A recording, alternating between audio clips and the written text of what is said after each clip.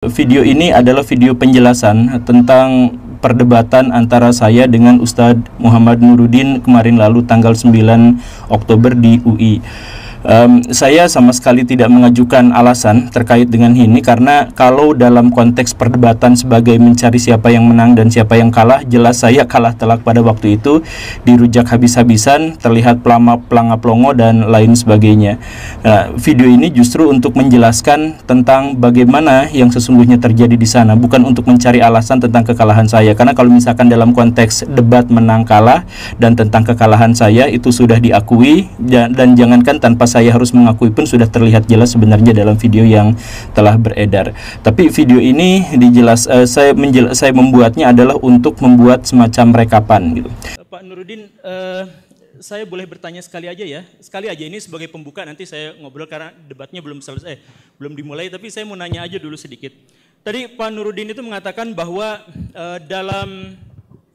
untuk memahami Allah, maka kita tuh tidak bisa diuji secara indrawi, tetapi harus empiris dengan ada kausalitas dan harus rasional ya. Rasional secara dan rasional itu adalah salah satu metode ilmiah, dan bahwa apa tadi saya lupa, tapi intinya mah Allah itu digapai dengan rasionalisme diantaranya, begitu ya. Jadi rasio itu adalah pembuktian terhadap keberadaan ilahi, begitu ya. Salah satunya. Iya. Oke. Kalau gitu tolong Pak Nuruddin buktikan secara rasional bahwa saya ada di sini. Ya Anda ada. Ya, tahu dari mana ada? Rasional. Tahu dari mana ada? Ya ini indera saya melihat. Ya itu indera rasional. Ya, salah satu pengetahuan rasional itu, maaf Pak, sesuatu yang bersifat indrawi ada secara faktual itu ya rasional gitu loh. Pak Arbi ada di sini, Pak ini ada di sini. Itu rasional. Bapak tadi mengatakan Allah tidak bisa diindra. Iya. Karena itu pembuktiannya hanya dengan menggunakan rasional. Itu kan hal gaib, Pak. Bapak kan hal yang tampak. Iya betul. Maka sebentar saya mau nanya ini yang paling dasar aja dulu ya. Saya jawab. Saya nanya yang dasar saya ya. Jawab. Bapak tadi mengatakan bahwa Allah tidak bisa diindra. Iya. Karena itu untuk menguji keberadaan Allah adalah dengan rasional. Nah, kalau demikian berarti rasional itu bisa dijadikan alat bukti, begitu kan? Iya. Nah, buktikan saya ada di sini. Pak Guru Gembul, itu namanya qiyas ma'al fariq. Itu namanya qiyas ma'al fariq. Pak Guru Gembul, Tuhan itu bersifat non indrawi, Anda bersifat indrawi. Kita nggak berbicara soal Tuhan, kita berbicara pembuktian rasional dulu. Iya. Buktikan saya ada di sini secara rasional. Iya, satu, secara indrawi saya melihat Anda ada di sini. Rasio saya mengatakan bahwa Guru Gembul ada, konsep ada itu konsep rasional loh. Ya, gini, aduh. Iya, secara rasional dia ada, secara indrawi dia juga ada, gitu loh. Kan Allah nggak bisa diindra. Iya. Karena nggak bisa diindra, bagaimana cara kita merasionalisasikannya? Dengan sebab akibat yang tadi iya, itu. Betul. Benar kan? Iya. Berarti sebab akibat itu adalah bagian dari rasionalisme. Iya. Maka pertanyaan saya adalah kalau itu dianggap sebagai bukti untuk bisa membuktikan keberadaan Tuhan. Iya. Oke, ini jangan dulu ngomong Tuhan ya, jangan dulu ngomong soal Allah Subhanahu wa taala, jangan ngomong soal malaikat dan sebagainya. Ini soal pembuktian rasional. Iya. Coba buktikan secara rasional saya ada di sini. Ya ini saya menjawab, tolong jangan dipotong, Pak. Iya, buktikan, ya buktinya adalah. Ya sekarang saya jawab, tolong jangan dipotong ya. Oke. Saya jawab. Saya diizinkan jawab tidak? Tadi karena sudah ditawarkan untuk Oke. Iya. Mohon jangan dipotong ya. Mohon jangan dipotong. Moderator cukup jadi wasir. Sesuatu yang ada secara faktual, keberadaan Pak Gembul akan dikatakan rasional. Itu namanya mungkin, sesuatu yang mungkin gitu loh. Secara rasional saya nggak menolak keberadaan Anda. Ketika mengatakan, lihat, Guru Gembul ada. Di sini ada subjek, ada predikat, ada namanya konsep ada. Loh, indrawi Anda tuh nggak bisa loh mandang konsep ada. Mana coba ada itu, di mana adanya? Guru Gembul ada itu, justifikasi Guru Gembul ada. Ya, indra saya melihat keberadaan beliau. Tapi konsep ada itu konsep filosofis loh. Iya. Harus melibatkan rasio. Indra saya hanya melihat apa yang tampak dari beliau ini gitu loh. Mengatakan beliau ada, itu konsep rasional. Di keberadaan Pak Guru Gembul ketika indra saya mengafirmasi ada di alam luar, rasio saya mengatakan ya dia ada karena dia punya realitas yang nyata ini begini gitu loh. Nah beliau mengatakan ini kan Tuhan bisa dibuktikan secara rasional. Sekarang buktikan saya rasional. Pak itu namanya qiyas ma'al fariq. Tuhan itu secara Tuhan itu non indrawi, beliau itu bersifat indrawi. Gitu ya? Oke, terima kasih. Maksud saya adalah tadi ya. Jadi kan Tuhan itu goib, kita sepakati bersama, tidak terindra. Oke? Tidak terindra. Karena itu satu-satunya jalan untuk bisa mengindra atau mengetahui Tuhan adalah melalui bukti rasionalisme. Karena indra tidak bisa. Iya. Betul ya? Iya, betul. Nah, artinya apa? Rasionalisme tidak bisa membuktikan apapun tanpa indra. Gitu kan? Oh, kok begitu? Kok begitu? Kok dibalik? Ya iyalah. Coba ulang premisnya. Coba ulang premisnya. Saya belum ngomong ke sana. Coba ulang premisnya. Oh, tenang, Oke? tenang. Coba ulang premisnya. Tenang penonton, silakan. Oke. Tuhan tidak bisa diindra. Sepakat ya? Sepakat. Karena itu jalan satu-satunya untuk membuktikan Tuhan adalah dengan rasio. Betul kan? Betul ya? Sepakat ya? Oke. Karena itu berarti rasio itu tergantung pada sesuatu yang diindra. Enggak, Karena apa? Enggak, Pak. Kebalik logikanya. Kebalik apanya? Loh. Ya udah. Oh, silakan. Iya. Jadi sebentar. Iya. Saya ulang lagi dari yang. Oke, saya ulang lagi ya. Ini saya bingung siapa sih yang jadi gini nih ya. Allah itu terindra atau tidak? Tidak. Hanya bisa dirasionalisasikan. Berarti Allah tidak terindra tapi kita hanya bisa merasionalisasikannya saja. Berarti artinya kalau misalkan ada pertanyaan saya di sini, bisa nggak dirasionalisasikan? Bisa setelah diindra dulu. Betul ya? Saya bisa dirasionalisasikan setelah diindra dulu. Nah, karena kelihatan. Lalu bagaimana menyusun rumus-rumus rasionalisme tanpa mengindranya dulu? Oke? Bagaimana kalau misalkan saya ulang lagi ya. Allah tidak bisa diindra. Karena itu untuk membuktikan keberadaan Allah adalah dengan rasionalisme. Betul kan? Nah, sekarang berarti pembuktian rasionalisme, sekarang saya ada di sini. Dari mana bukti saya ada di sini? Diindra dulu, baru dirasionalisasikan. Lalu bagaimana memahami Tuhan yang tidak diindra dulu tiba-tiba bisa dirasionalisasikan? Beda karena Allah itu gaib. Apa? Anda nggak punya Tuhan? Anda bukan Tuhan. Oh iya, karena saya bukan Tuhan. Oke, nggak seimbang. Bukan objek penelitiannya, tapi cara untuk mengetahui Tuhannya. Oke, caranya yang tadi saya ulang lagi, bukan saya dan bukan Tuhan. Tapi balik lagi, kenapa ya? Cara pembuktian, saya garis bawahi ya, cara pembuktian. Saya ada di sini, itu pakai indera dulu. Betul ya? Baru pakai rasio dulu. Baru rasio kemudian. Begitu kan? Nah, kalau tidak diindra dulu, cara merasiokannya gimana?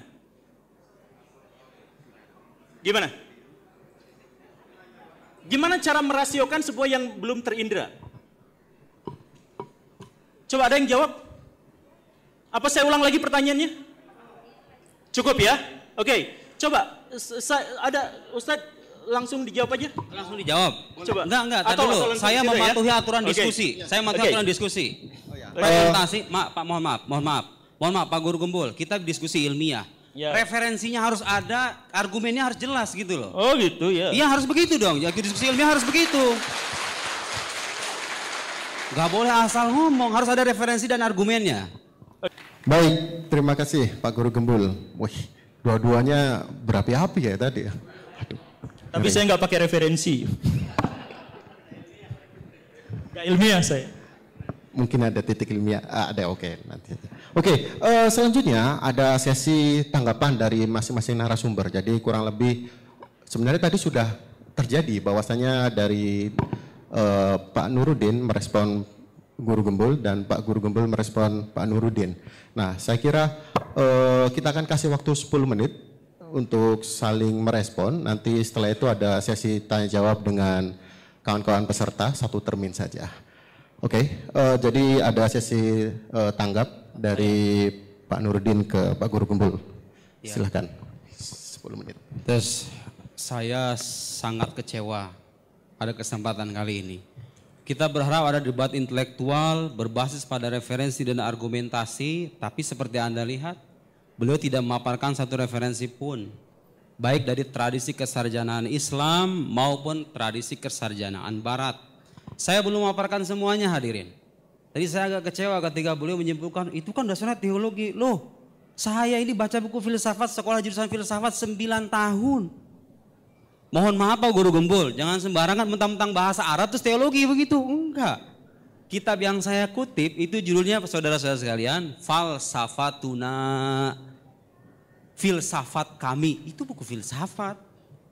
Beliau bicara panjang lebar tentang kita harus memerhatikan yang lebih penting, tentang bicara ekonomi, politik.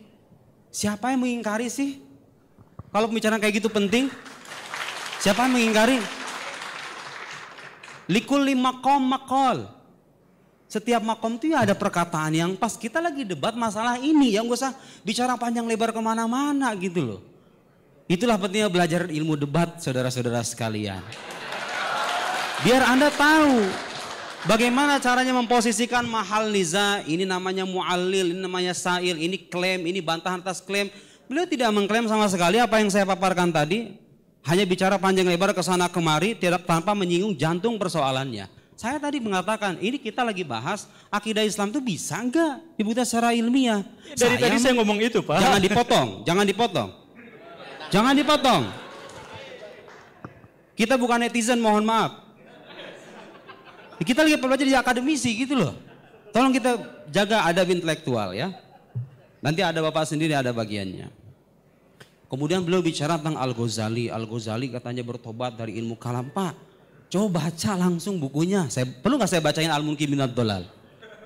Kasih saya satu ungkapan Al-Ghazali mengingkari keabsahan ilmu kalam secara metode keilmuan. Al-Ghazali imamul mutakallimin. Al-Ghazali imamnya para teolog gitu loh. Nah, lihat sini. Ya, beliau bicara nggak pakai referensi kan? Saya bicara referensi. Beliau tadi mengatakan zat Allah itu tidak bisa diketahui. Pak, dari dulu para teolog udah mengatakan begitu. Jangankan para teolog, Nabi pun nggak tahu hakikat Allah itu. Dan itu tidak mengenai keagungan Nabi loh ya. Kenapa? Karena kalau hakikat Allah itu diketahui, Allah terbatas dong kalau begitu. Jadi semua teolog sepakat hakikat Allah itu tidak diketahui. Tapi itu tidak berarti menghalangi kita untuk memahami dan mengenal Allah melalui sifatnya, berdasarkan metode rasional yang kita pahami dan wahyu yang terpercaya. Oke, beliau nggak pakai referensi kan? Saya pakai referensi. Dari mana itu ungkapan? Oke, ini namanya kajian ilmiah kayak begini nih. Referensinya jelas gitu loh. Beliau dari mana referensinya? Saya juga nggak paham. Oke, lihat nih Al-Amidi mengatakan. Jadi zat Allah itu memang iya hakikatnya nggak bisa diketahui. Nggak usah panjang lebar mengatakan begitu. Thumma tasawwurus syai', penggambaran terhadap sesuatu, saudara-saudara sekalian, taratan yakunu bi tasawwur dzatiyatihi, terkadang digambarkan dengan esensinya, wa muqawimatihi, dan pembeda-pembeda diferensinya gitu kira-kira ya, esensinya ingkana murakkaban, kalau dia tersusun. Ada genus, ada diferensia gitu kan, Anda belajar logika kan? Kadang manusia, apa itu manusia? Hayawan natik, rational animal. Hewan yang berpikir. Itu tuh, kadang-kadang begitu tuh. Wataratan bitasawur khawasihi walawazimi. Terkadang penggambaran sesuatu itu digambarkan dengan kekhasannya, sifat-sifat khasnya. Walawazimihi dan konsekuensi-konsekuensinya. Wasawaun kana murakkaban aw basitan. Lakin dzat wajibil wujud, tetapi Allah Subhanahu wa taala wajibul wujud basito. Dia tidak tersusun. Karena itu enggak ada genusnya, enggak ada diferensianya. Ghairu murakkabah kama yati fatasawwuruha la yakun bitariqil awal bal bitsani. Jadi mengetahui Allah itu tidak dengan esensinya, tapi dengan cara mengetahui kekhasan sifatnya, konsekuensinya. Coba, kalau Allah itu menciptakan alam semesta ini, masa dia nggak berkuasa sih? Dia berkuasa dong. Ini rasio kita mengatakan begitu loh. Dan agama datang dengan teks yang mengatakan Allah Maha Kuasa. Itu mengenal Allah dengan sifatnya, bukan dengan zatnya. Nggak ada teolog itu sepanjang zaman mengatakan kita ingin menyampaikan hakikat Allah. Enggak. Kita ingin menyampaikan awal wajib alal insan, kewajiban pertama bagi manusia itu mengenal Allah. Kalau beliau kebalikannya, Allah nggak bisa diketahui, ngomong panjang lebar ke sana kemari. Lo teolog di mana-mana ngomongnya begitu. Kewajiban pertama itu mengenal Allah. Pak, betul kemajuan saintifik itu penting, tapi kita kan akan mati loh. Kita ketemu Tuhan loh. Anda kalau nggak percaya Tuhan sejak di dunia, amal Anda bisa sia-sia loh. Jangan abaikan juga pentingnya akidah itu. Anda harus punya pemahaman yang benar tentang Tuhan itu. Makanya kita berdebat nih, Tuhan tuh ada apa enggak gitu loh. Kalau dia ada, bukti ilmiahnya apa? Itu pertanyaan rasional. Bagaimana Anda meyakinkan orang atas bahwa Tuhan ada, kalau Anda tidak bisa membuktikan, tidak punya metode ilmiah yang bisa diuji bersama-sama. Bisa diuji loh bersama-sama, metode rasional itu. Dan beliau tidak memaparkan kritik sama sekali, gitu ya. Nah, sekarang saya ingin mengatakan ungkapan Al-Ghazali yang beliau katakan katanya bertobat dari ilmu kalam. Al-Ghazali itu bukan bertobat dari ilmu kalam, Pak. Beliau dalam pengalaman spiritualnya sampai pada kesimpulan bahwa keimanan para sufi itu level keimanan tertinggi gitu loh. Enggak menafikan bahwa para teolog itu punya manhaj yang sahih. Nanti saya bacakan begini dulu kalau saya punya waktu. Dibaca referensi aslinya gitu loh, jangan buku terjemahan. Langsung Pak, saya bacakan referensi aslinya nih. Mungkin minad dolal ya. Summa ini ibtada'tu bi ilmil kalam fahassaltuhu wa aqaltuhu wa tala'tu kutubal mutahaqqiqina minhum wa sannaftu fihi. Dia mengarang Al-Ghazali.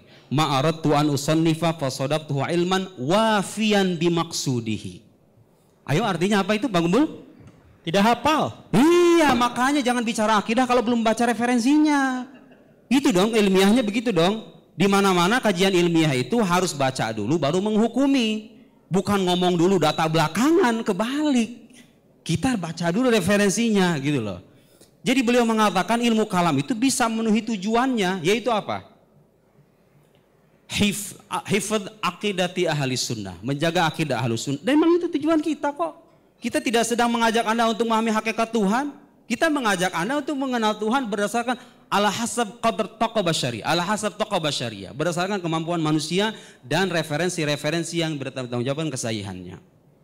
Beliau tadi juga, saya menyayangkan ini. Coba yang teliti gitu, ketika presentator menyampaikan contoh itu diteliti contohnya seperti apa. Saya itu memberikan contoh Pak Gumbul tadi punya istri 4 itu. Jadi gini loh dalam akidah itu, ada sesuatu yang tidak ada secara indrawi, ada sesuatu yang mustahil ada secara akal gitu loh. Saya mengatakan, andaikan nih Pak Guru Gumbul punya istri 1, sekarang andaikan. Itu saya mengatakan, Guru Gumbul memiliki istri 4. Kan sekarang istrinya 1. Itu nggak ada kan, fakta itu nggak ada kan di alam indrawi. Tapi itu mungkin secara akal gitu loh. Itu beda tuh ungkapan itu dengan ungkapan Guru Gumbul hidup sekaligus tidak hidup. Yang satu saya katakan ini tidak ada secara indrawi tapi mungkin secara akli, secara akal. Yang satu lagi yang mengatakan Guru Gumbul hidup tidak hidup itu mustahil secara rasional. Gitu loh. Contoh saya itu boleh memsimplifikasi gitu kan. Nah, maksud saya mencontohkan itu apa? Metode indrawi itu tidak akan bisa memastikan kemustahilan 2 proposisi itu. Tidak akan bisa membedakan 2 macam proposisi semacam itu. Yang mungkin secara akal tapi tidak ada secara indrawi dengan mustahil secara akal tidak akan pernah ada gitu loh. Gitu ya. Jadi pertanyaan saya dan mohon dijawab sama Pak Gembul. Intinya itu, Anda mengakui enggak pengetahuan rasional sebagai pengetahuan ilmiah? Kalau Anda mengakui, dan pastinya mengakui karena ketika dia mengatakan pengetahuan rasional misalnya tidak ilmiah, Anda harus menggunakan rasio loh untuk membuktikan itu. Anda harus menggunakan pengetahuan rasional loh untuk sampai pada kesimpulan pengetahuan rasional tidak ilmiah. Mau tidak mau kan? Akan dipaksa pada akhirnya. Kalau Anda mengakui pengetahuan rasional sebagai pengetahuan ilmiah, dan akidah Islam itu punya dasar-dasar rasional, ya berarti kalau begitu ilmiah dong dasar-dasar keyakinan kita itu, gitu ya. Jadi mohon maaf kita jangan digeret ke pembahasan-pembahasan yang sifatnya sampingan dan tidak terkait dengan tema utama. Oke, selanjutnya Pak Guru Gumbul silahkan merespon 10 menit. Tolong acungkan tangan, ada orang nggak yang di sini sadar bahwa di antara sekian banyak perdebatan sebenarnya kita tuh memperdebatkan hanya pada masalah konsep, padahal ujungnya sepakat. Tolong acukan tangan, siapa yang sadar itu? Sadar bahwa sebenarnya pada dasar-dasarnya kita tuh sepakat, yang membedakannya itu adalah kita membawakan dengan gaya yang berbeda, beliau dengan referensi yang sangat banyak, saya mah siapa tuh cuman YouTuber. Tapi sebenarnya misalkan seperti ini ya. Beliau berulang-ulang mengatakan sesuatu yang tidak pernah saya katakan. Beliau mengatakan berulang-ulang bahwa saya memahami ilmiah itu hanya secara empirisme saja, tidak secara rasional. Ya tidak, saya memahami yang dimaksud dengan ilmiah itu adalah diawali dengan konfirmasi atas indrawi terhadap sebuah pengetahuan. Nah, kemudian nanti diuji secara empiris dan seterusnya dan seterusnya. Tapi bahkan itu pun tidak mungkin bisa menjangkau kebenaran yang hakiki. Pada bagian itu sepakat ya? Sepakat? Bahwa ilmiah itu tidak mungkin bisa menjangkau sesuatu yang hakiki, disepakati ya? Oke, disepakati. Nah, karena Allah itu adalah sesuatu yang hakiki, maka bahkan dengan pengujian empirisme dan pengujian rasional sehingga kita sebut sebagai sesuatu yang ilmiah, itu tidak mungkin bisa menjangkau Allah Subhanahu wa taala. Sepakat gak? Bahwa ilmu manusia dan jangkauan manusia, metodologi ilmu manusia itu tidak mungkin bisa menjangkau zat Allah Subhanahu wa taala. Sepakat ya? Oh tidak, gimana? Apa? Zat Allah bisa dijangkau secara rasional. Iya sifatnya. Iya maksudnya saya tuh terbilang berkata-kata, mengatakan berulang-ulang. Saya tidak tahu kenapa ada polemik seperti ini. Karena saya bilang, saya bahkan memisahkan antara zat Allah dengan sifat Allah. Saya bilang gitu berulang-ulang kan. Ya makanya sok, ada nggak yang bertentangan dengan klaim saya? Bahwa satu, yang dimaksud dengan ilmiah itu adalah awal mulanya dibuktikan secara indrawi, kemudian disetujui dengan empirisme. Tapi bahkan setelah itu pun, maka Allah tidak akan terjangkau, zat Allah ya, zat Allah tidak akan terjangkau oleh pengetahuan dan metodologi manusia. Setuju nggak itu? Setuju ya? Setuju kan? Oke, 2 poin. Kemudian yang ketiganya itu adalah bahwa Allah itu menghendaki agar kita hanya fokus kajian-kajian itu pada sesuatu yang berhubungan dengan sifat-sifat Allah, ciptaan-ciptaan Allah, tanda-tanda Allah, tanpa mengusik zat Allah Subhanahu wa taala. Bahwa kita fokusnya pada ilmu pengetahuan yang harus dikembangkan. Tetapi tentang zat Allah Subhanahu wa taala, kita percaya apa adanya, sami'na wa ata'na. Setuju nggak itu? Apa? Jumping conclusion. Oke, apa?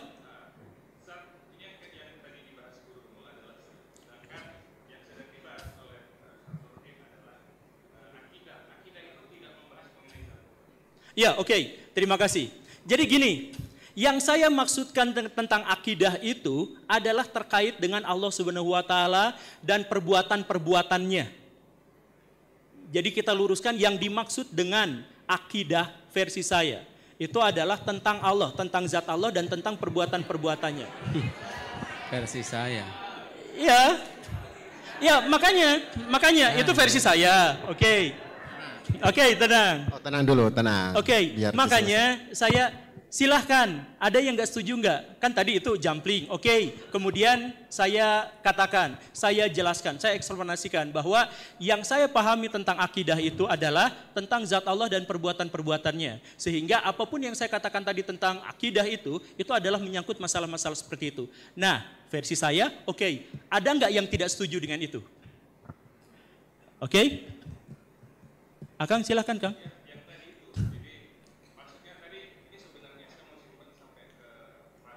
Pertanyaan. Iya, makanya saya bilang gitu. Jadi ini tuh sebenarnya dari awal tuh kita tuh bersepakat. Makanya saya heran, kita tuh ternyata berbeda pendapat itu hanya pada soal diksi-diksi, hanya pada konsep-konsep. Enggak, oke nanti kita diskusikan ya. Tapi intinya, apa?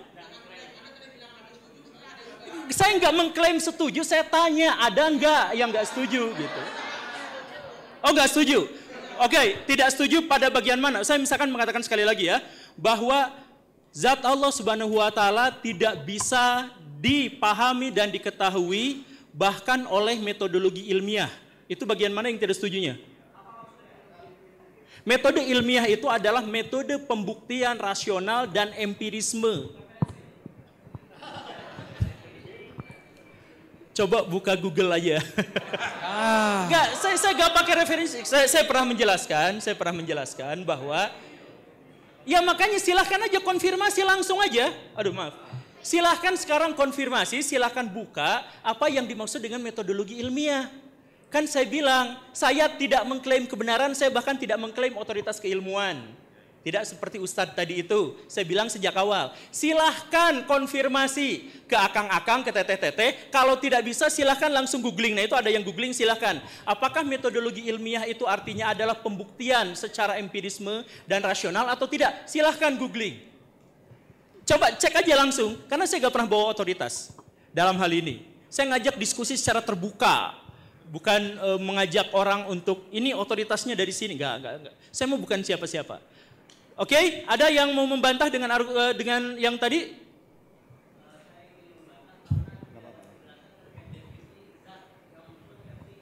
Ya memang tidak terdefinisikan.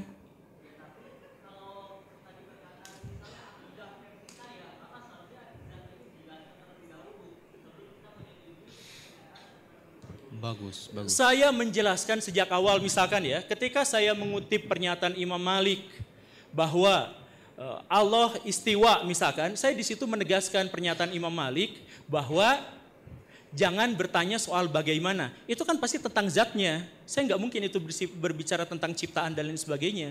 Kan enggak. Jadi sebenarnya definisi akidah yang saya pahami adalah bahwa terkait dengan perbuatan-perbuatan Allah dan zat-zat Allah, maka saya tidak akan membicarakannya dan saya tidak akan percaya pada pembuktian ilmiah. Gitu. Kalau misalkan nanti ada definisi yang lain bahwa yang dimaksud dengan akidah itu adalah sampai rentetan-rentetan belakangnya misalkan tentang alam akhirat itu begini dan begitu dan sebagainya, ya silahkan saja. Tapi dalam diskusi ini saya menekankan tentang zat Allah yang saya sucikan sesuci-sucinya, setransenden-transendennya, sehingga saya mengatakan Allah Subhanahu wa taala tidak mungkin bisa dijangkau oleh akal pikiran manusia. Oke? Masih ada yang membantahnya? Ada ya? Oke, nggak apa-apa.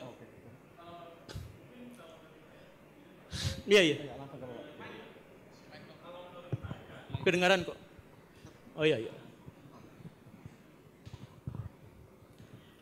Ya, terima kasih.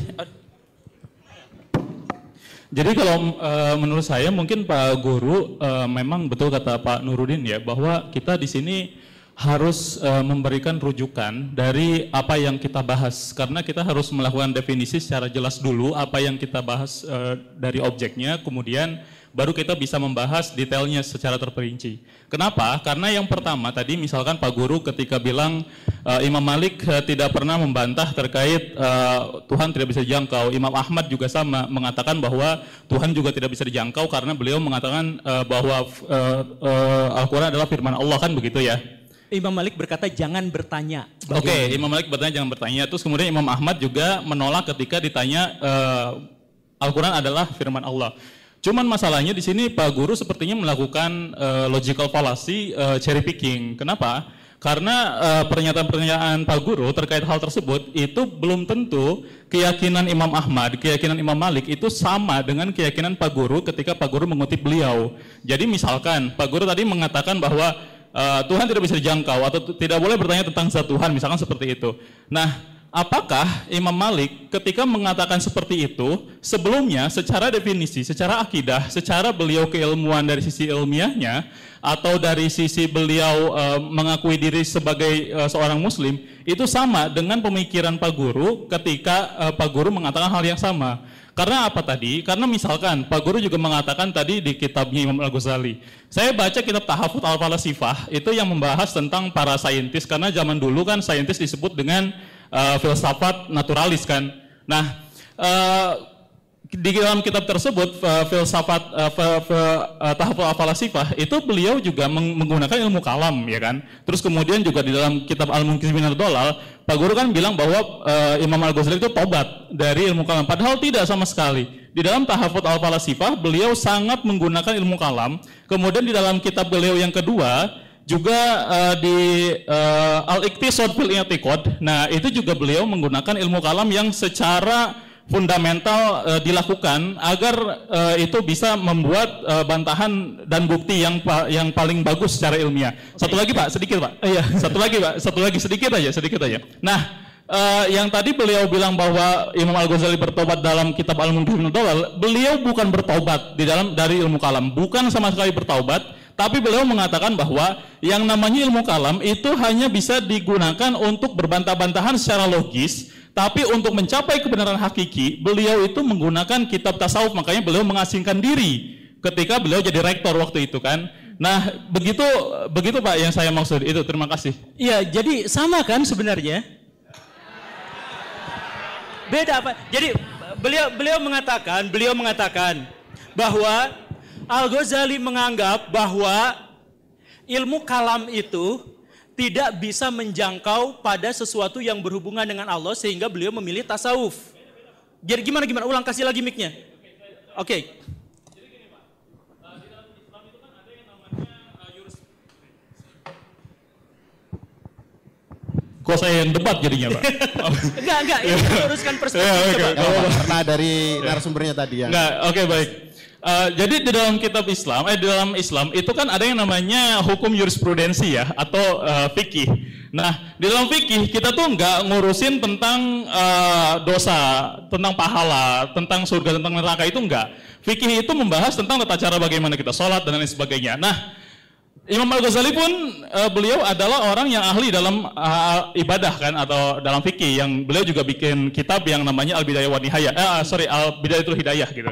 Nah, ketika kita mengatakan fikih, bukan berarti kita ini sholat tidak mengharap surga gitu Pak. Maksudnya, jadi ketika misalkan kita sholat nih, rukun sholat kita tahu nih hukum-hukumnya. Nah, Imam Al-Ghazali itu mengkritik orang-orang fikih yang terus-terusan berdebat dengan hukum-hukum fikih, tapi ketika orang tersebut itu merasa bahwa ketika dia sudah mencapai rukun-rukun sholat, artinya dia sudah merasa yakin bahwa sholat dia sudah diterima gitu. Nah, maka dari itu beliau dari situ mengasingkan diri untuk mengetahui kira-kira kesucian saya itu hakikatnya sampai mana.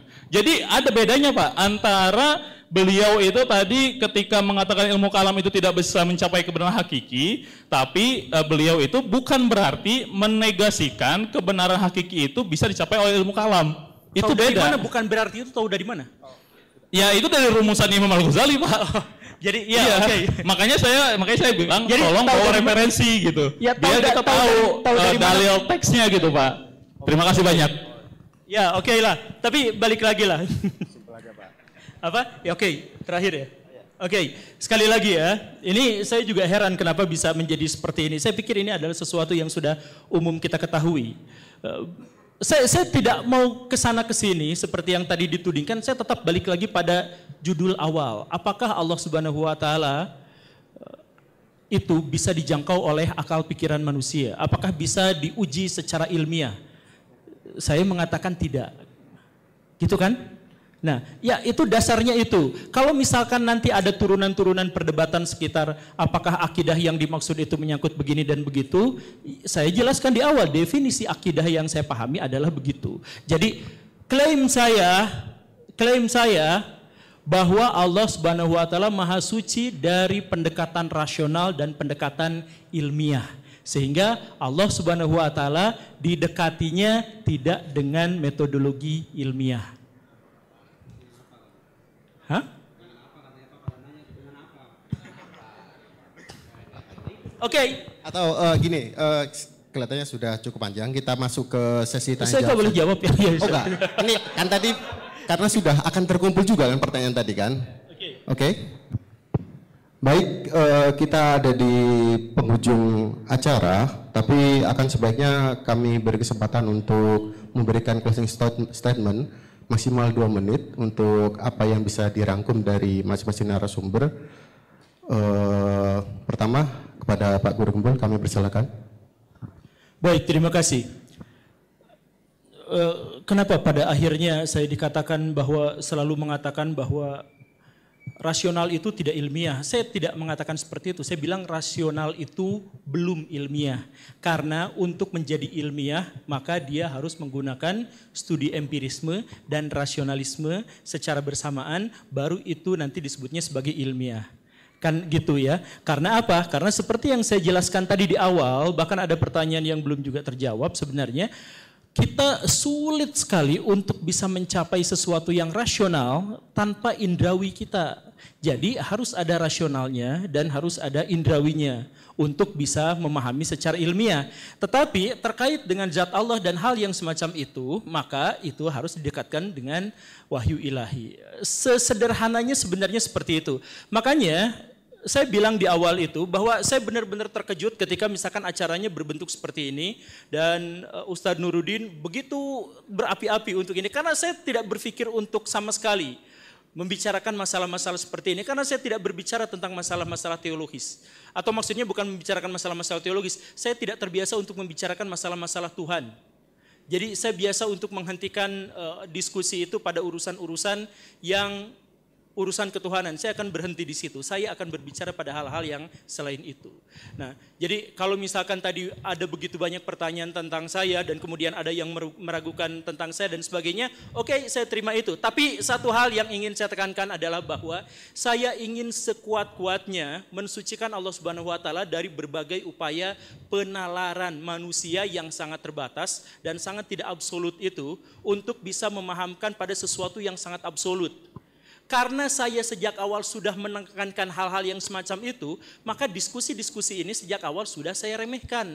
Bukan karena meremehkan ustadznya, bukan karena meremehkan apanya, tapi karena diskusi yang semacam ini adalah diskusi yang bagi saya sudah final. Dan tadi saya juga menekankan dan saya tadi mengkonfirmasi apakah kita sepakat dalam hal ini, apakah kita sepakat dalam hal ini. Pada akhirnya kita tidak sepakat pada hal-hal yang detail, pada masalah-masalah diksi, pada masalah kata-kata. Tapi bahwa masalah menjangkau Allah Subhanahu wa taala itu adalah dengan misalkan ya, dengan pendekatan wahyu dan sebagainya, dan kita tidak cukup hanya selesai dengan pembuktian indrawi saja atau pembuktian rasional saja, kan kita sudah sepakati bersama atas hal itu.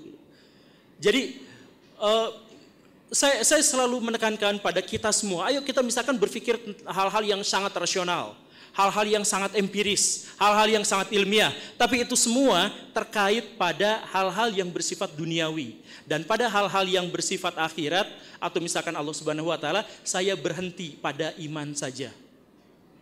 Saya pikir pernyataan itu tuh terlalu mudah dipahami, saya pikirnya. Jadi saya nggak usah berpikir tentang begini dan begitu. Saya yakin pernyataan saya itu adalah pernyataan yang mudah untuk dipahami bersama.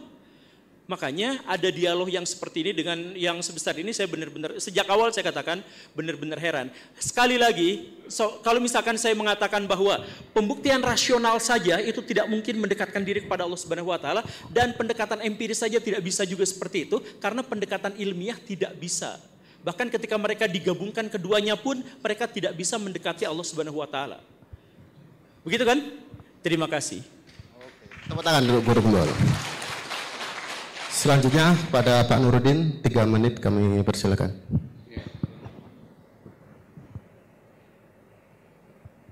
Bentar, saya lagi mencari nanti cari di medsosnya saya atau Pak Guru Gembul ya.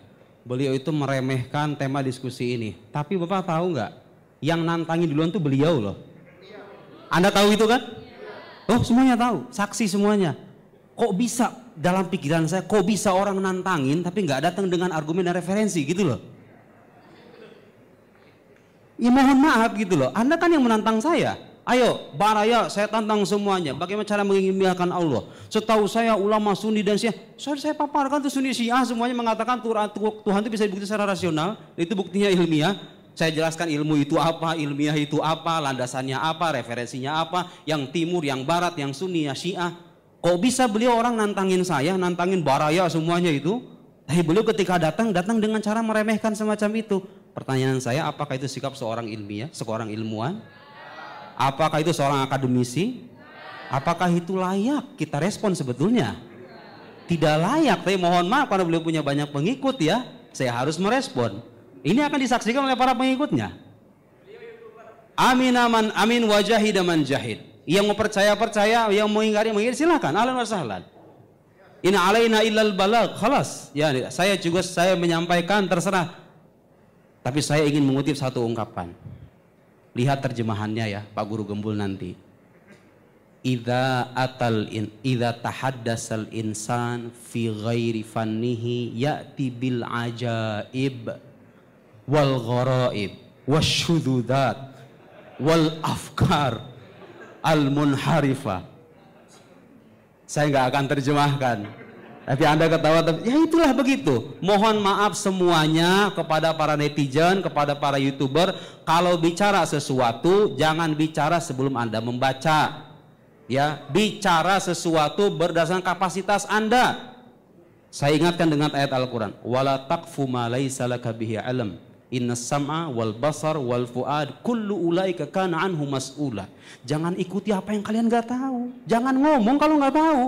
Nggak tahu akidah, nggak belajar akidah, nggak baca referensi utama, kok ngomong bicara akidah tidak ilmiah, Tuhan itu ada atau tidak sama saja. Begini menurut saya akidah versi saya.